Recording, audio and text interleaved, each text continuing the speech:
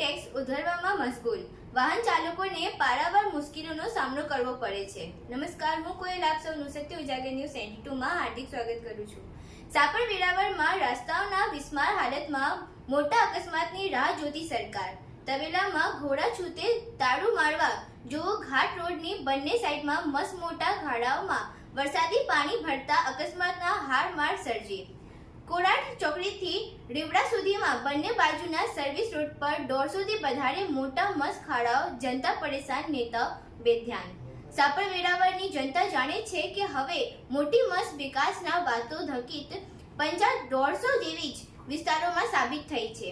ખેર એ જવા દો, દર વર્ષમાં જેમ આ વર્ષે ચોમાસામાં તો ઠીક, પણ કાયમી ધોરણે પણ સર્વિસ રોડની હાલત ગંભીર છે।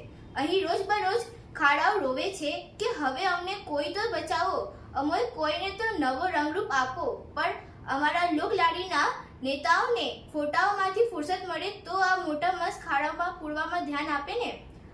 આમને આમ અડધું ચોમાસું નીકળી ગયું, જનતા ખાડાઓની ચિંતા શા માટે કરે? મત આપી દીધા એટલે ભોગવવાનું। આ ખાડાઓમાં રિક્ષાઓ બંધ પડે કે પલટી મારે, કોઈની કમર તૂટે, મોત થાય, સગર્ભા સ્ત્રીઓ ભલે ને પછી રસ્તા પર સુવાવાળ આવે કે કસબાવા આવે। જનતાઓને જ એક તરફી કરેલા મતદાનના નિર્ણયને અંતે તો જનતાઓને ભોગવવાનો વારો આવ્યો છે। ક્યાં નેતાઓને રોજબરોજ આ ખાડાઓમાંથી પોતાની ગાડીઓ હલકાવીને ગાંધીનગર સચિવાલય ખાતે બેસી ગયા એટલે ઘણું। ખાડાઓ પૂરવામાં અહીંના સ્થાનિક નેતાઓને જ રસ નથી। જલસા કર બાપુ જલસા કર, જનતા જાય તેલ લેવા જલસા કર જેવી પરિસ્થિતિ નિર્માણ પામી છે।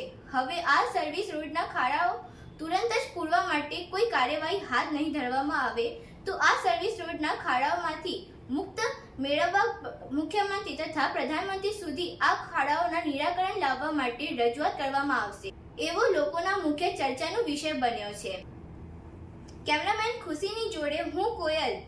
આવા જ પ્રકારના તમામ જાણકારીઓ પ્રાપ્ત કરવા માટે અમારા ચેનલ સત્ય ઉજાગર ન્યૂઝ 92 ને લાઇક, શેર, સબસ્ક્રાઇબ અને કમેન્ટ કરવાનું અચૂક ના ભૂલતા। ધન્યવાદ। જય હિન્દ, જય ભારત।